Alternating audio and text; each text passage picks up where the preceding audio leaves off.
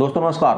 अभी अभी आपने देखा होगा समाचारों में और टीवी में देखा होगा, अखबार में देखा होगा आपने, पापुआ न्यू गिनी के पीएम ने हमारे पीएम मोदी के फीट टच किए थे, यानी कि पैर पूजे थे। ये दुनिया आश्चर्य कर गई, ये ऐसा कैसे हो गया? इसके पीछे बात है कुछ, समझें आप। क्योंकि ऐसा सम्मान तो रूस, America, Japan, France, England, China, इनके यूके, इनके प्राइम मिनिस्टर, प्रेसिडेंट यानी रानी, महाराजा, इनको भी सम्मान नहीं मिला इतना जितना सम्मान मोदी को मिला था हमारे यहाँ। और वीडियो पूरी देखें क्योंकि वीडियो हमारी नॉलेज की, हमारे इंडिया वालों के लिए बहुत ही सम्मान की बात हमारे लिए। ये कुछ बातें इन पर ध्यान दें आप।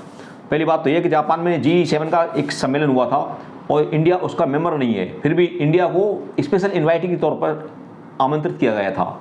हमारे मोदी जापान गए थे और वहाँ पर सम्मेलन भाग लिया था। वहाँ पर एक बात हुई थी बहुत इंपॉर्टेंट। वहाँ पर अमेरिका के राष्ट्रपति बाइडेन खुद अपनी कुर्सी से उठ करके आए थे और मोदी से कहा था कि अपने ऑटोग्राफ दीजिए। यानी कि ये मानिए कि अमेरिका इंडिया के पास चल के खुद आया था। कोई ज़माना था जब इंडिया अमेरिका के पास खुद चल कर जाता था। पहली बात ये नोट करने वाली बात है। और अमेरिका के राष्ट्रपति बाइडेन ने कहा कि मोदी जी आप आइए, अमेरिका में आपका स्वागत है, उनको आमंत्रित किया है। दूसरा पॉइंट समझें आप, फिजी गए थे वो मोदी जी हमारे। फिजी की सरकार ने अपना सर्वोच्च नागरिक सम्मान, यानी कि हमारे यहाँ भारत रत्न है, उससे उसको सम्मानित किया। तीसरी बात तो देखिए, वे गए थे ऑस्ट्रेलिया के पीएम अल्बानीज़ ने उनको कहा था बॉस ऑफ द वर्ल्ड। ये डिग्री देना अपने आप में बहुत इंपॉर्टेंट बात है। अब आते हैं उस बात पर, हमारा जो मुद्दा है पापुआ न्यू गिनी जो है, ये आसपास ये 14 देश हैं, छोटे छोटे देश हैं। इनको कम महत्व देते हैं लोग बाग और कंट्री देखते हैं कि रूस, अमेरिका, जापान, चीन, इनको तरफ ध्यान देते हैं। पर छोटे देश हैं, सोचते हैं क्या महत्व है, पर ये छोटे छोटे देश है ना, इनका बहुत महत्व है। समझिए मेरी वीडियो के माध्यम से क्या महत्व है इनका। ये जो हैं ये छोटे छोटे देश हैं, ये 14 देश का इनका मोदी जी ने 2014 में एक संगठन बनाया, उसका नाम रखा FIPIC। एक संगठन बनाया और 14 देशों के जिनके राष्ट्राध्यक्ष हैं, पीएम या प्रेसिडेंट, उनको शामिल किया। तो इनकी जो पहली मीटिंग हुई थी फिजी में हुई थी और एक मेन उद्देश्य था कि इनकी तरफ किसी देश का ध्यान नहीं था। जो वहाँ बड़ी बड़ी शक्ति हैं, बड़े बड़े देश हैं, सोचते थे छोटे छोटे देश हैं क्या महत्व है। अब उनका महत्व ये है, समझिए आप, इनके पास खनिज संपदा बहुत है, पहली बात। और दूसरी बात, चाइना इन पर लगातार अपना प्रभाव बढ़ाता जा रहा था लगातार, जो इंडिया के लिए एक खतरनाक साबित होता जा रहा था। अच्छा, तीसरी बात ये आती है निकल के कि चाइना ने क्या किया, एक देश है इनमें जो 14 देश हैं मैंने बताया आपको, इनके अंदर एक है सोलोमन देश, उसको चीन ने अपने कर्ज जाल में फंसा लिया और वो बिल्कुल दिवालिया हो गया और चीन का प्रभाव बढ़ता जा रहा था। ऐसे में कोरोना का वो आया तो इंडिया ने कोरोना के दौरान वैक्सीन, मेडिकल इक्विपमेंट, अनेक मेडिकल दवाइयाँ वहाँ भेजी, फ्री ऑफ कॉस्ट भेजी, जिससे ये 14 देश हैं ना, जो छोटे छोटे देश हैं, गरीब देश हैं, इनके पास इतने संसाधन नहीं है, ये इंप्रेस हुए कि इंडिया ने हमारी हेल्प की है, वो निस्वार्थ की है, मानवता के आधार की है। उधर चाइना हेल्प करता है, पैसा देता है, कर्ज देता है, कर्ज देने के बाद में शर्त लगाता है और उसके बाद में उनको गुलाम बनाता है। तो उनकी मेंटलिटी बदली, उन्होंने लगा इन देशों को वास्तव में यदि सच्चा हितैषी है तो इंडिया है। अब देखती है यहाँ पे जो बात आती है, जब वहाँ गए ये हमारे Modi ji Papua New Guinea, जब एयरपोर्ट में उतरे तो वहाँ की परंपरा ये है पापुआ न्यू गिनी में किसी देश का राष्ट्रपति आए, चाहे अमेरिका का हो, चीन का हो, जापान का हो, किसी का हो, वो सूर्यास्त के बाद उनका स्वागत नहीं करते। वहाँ यदि चाइना का राष्ट्रपति जाता है, अमेरिका का प्रेसिडेंट कोई भी जाते हैं, उतरो एयरपोर्ट पर, सीधे होटल में जाइए आप। पर ऐसा पहली बार हुआ है जब पापुआ न्यू गिनी की सरकार ने सारी परंपराओं को तोड़ दिया।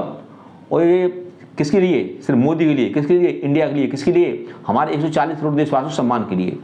जब हमारे मोदी जी वहाँ एयरपोर्ट पर उतरे तो पापुआ न्यू गिनी के पीएम खुद आए, उनके पैर पूजे, मोदी ने उठाया, उन्हें गले मिलाया। वहीं पर एयरपोर्ट पर ही कल्चरल एक्टिविटीज करी उनके स्वागत में। और तो और बहुत बड़ी बात, एयरपोर्ट पर ही मोदी के सम्मान में गार्ड ऑफ ऑनर पेश किया गया। अब आप समझोगे कि भाई छोटे छोटे देश हमें क्या फ़ायदा है। फ़ायदे की बात बताता हूँ, आप समझे आप कि यूएनओ में जो 193 मेंबर है ना, उसमें हर देश की एक वोट होती है। अमेरिका की एक वोट होगी तो पापुआ न्यू गिनी की एक वोट होगी, चाइना की एक वोट होगी तो नोरू वही देश है 14 जो देश हैं तो उसकी एक वोट होगी। यदि वहाँ यूएनओ में कोई प्रस्ताव आता है, जैसे मैं बताता हूँ आपको कुछ एग्जाम्पल, कि अंतर्राष्ट्रीय न्यायालय में जज की नियुक्ति होनी है, वहाँ पाकिस्तान की जज भी है, मेंबर दावेदार इंडिया का भी है, चाइना की है, रशिया का भी जज है, मतलब जज बनाना है, उसमें वोटिंग होनी है। वहाँ देखिए सुरक्षा परिषद में भारत एक स्थायी मेंबर होने का दावा करता है, तो उसके लिए वहाँ वोटिंग होगी। और कश्मीर के मुद्दे पर देखते हो, वहाँ पर वोटिंग होती है, वहाँ पे इस्लामिक कंट्री हैं वो सब पाकिस्तान का साथ देते हैं, और ये श्रम संगठन है यहाँ पे। तो यानी यूएन का जो संगठन है उनकी मेंबरशिप लेने के लिए उनमें मेंबर बनना है उनकी, तो वोटिंग होती है। तो ये 14 देश है ना, अब इंडिया का साथ देंगे।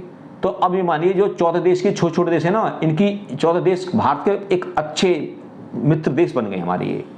तो ये मोदी जी ने किया है, इससे एक और फायदा होगा कि चीन से यदि हमारी लड़ाई होती है बाय द वे, तो भारत के फाइटर जेट हैं वो पापुआ न्यू गिनी से 14 देश है, इनसे सीधे उड़ान भर सकते हैं, उनको एक कवरेज मिलेगी ऑस्ट्रेलिया से, जापान से और ताइवान से।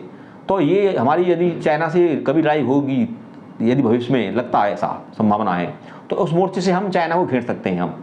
तो चाइना को प्रभाव को कम करने के लिए और भारत को दबदबा बनाने के लिए ये यात्रा बहुत उपयोगी साबित हुई है।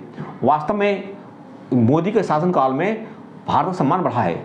आज लगता है कि भारत है, सुपर पावर है, भारत की बात को सुनते हैं।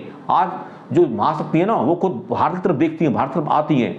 खुद वहाँ के यूक्रेन के राष्ट्रपति जेलेंस्की खुद मिलने के लिए वहाँ आए थे, स्पेशल मोदी से मिलने के लिए आए थे। मोदी से कहा था आप ये चल रहा है रशिया हमारा वार, इसको रुकवाइए आप। तो आज पूरी दुनिया भारत तरफ एक आशाई नज़र से देखती है, क्योंकि भारत एक आज सुपर पावर ग्रुप में उभर चुका है। मैंने आपको दी जानकारी कि भारत आज भारत वो नहीं रहा जो कौन से जमाने में भारत था। आज भारत महाशक्ति बन चुका है। भारत आज दुनिया का एक अग्रणी नेता है। जय हिंद, जय भारत।